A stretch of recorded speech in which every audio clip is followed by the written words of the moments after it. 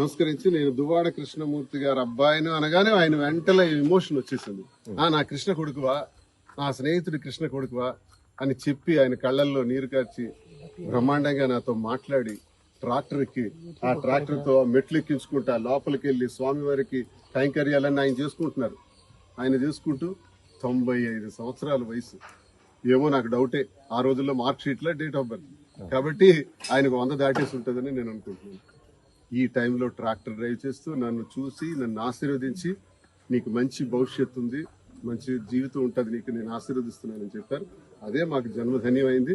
ఆ భగవంతుడు ఆయనకు చల్లగా చూడాలని, ఆయన వల్ల మంచి పనులు చేయించినటువంటి భగవంతుడు చరిత్రలో మిగిలిపోయే వ్యక్తిగా ఆ ముకుంద పండా గారి జీవితాన్ని ఆ భగవంతుడు ముందుకు తీసుకెళ్లాలని నేను.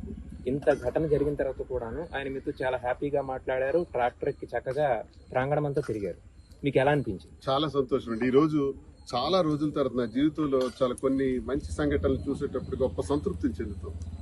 నా జీవితం అంతా ఒడిదుడుకులతో కింద పడి పైపడి రకరకాలుగా ఇబ్బందులు పడుతుంటారు. ఈ రోజు ముకుంద పండా గారు కలిస్తే మా నాన్న దువ్వాడ కృష్ణమూర్తి గారిని కలిసినట్టయితే నేను వచ్చింది కేవలం మా నాన్నగారి స్నేహితుడు, చిన్ననాటి స్నేహితుడు, నా చిన్ననాటి స్నేహితుడు హెచ్ రాజకుమార్ని కలుసుకుంటూ మా నాన్నగారి చిన్ననాటి స్నేహితుడు ముకుంద పండా గారిని కూడా కలుసుకుంటే ఇంతకన్నా ఘనకార్యం ఇంకేముంటుంది? ఇంతకన్నా జరిగిన తర్వాత కూడాను ఆయన చాలా ప్రశాంతంగా తన పని తను చేస్తూ ఆరోగ్యంగా ఉండడం మీకు ఎలా అనిపించింది?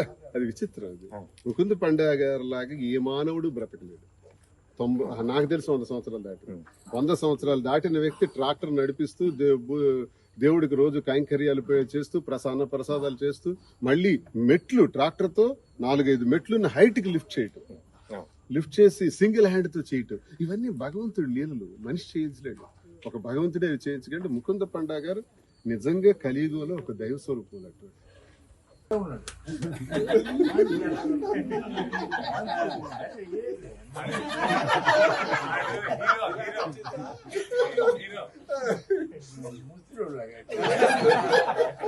మా అందరికీ రాజే అందుకండి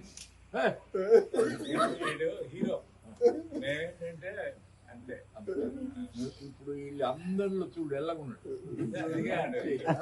మంచి ముఖంలో కళ, ఒళ్ళు చూడు ఎలా చేస్తున్నాడు.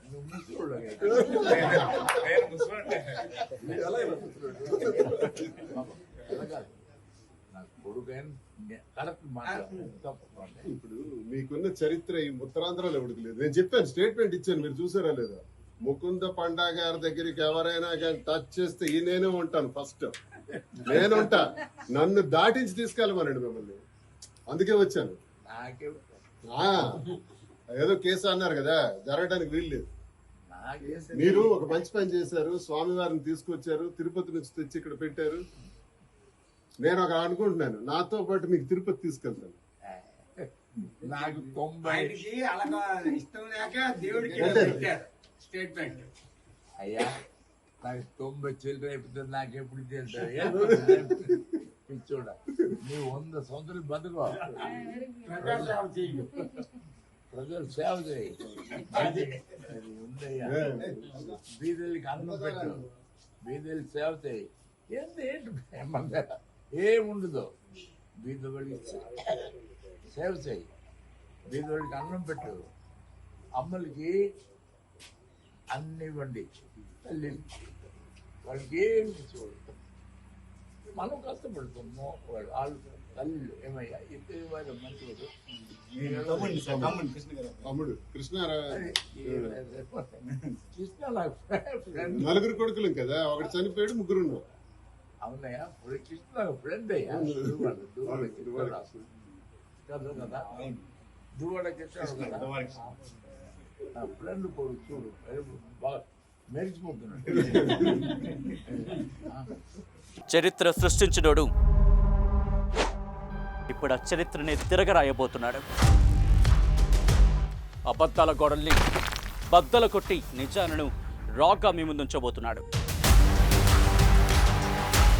నిజమైన వార్తల కోసం వెంటనే డౌన్లోడ్ చేసుకోండి రా యాప్ని.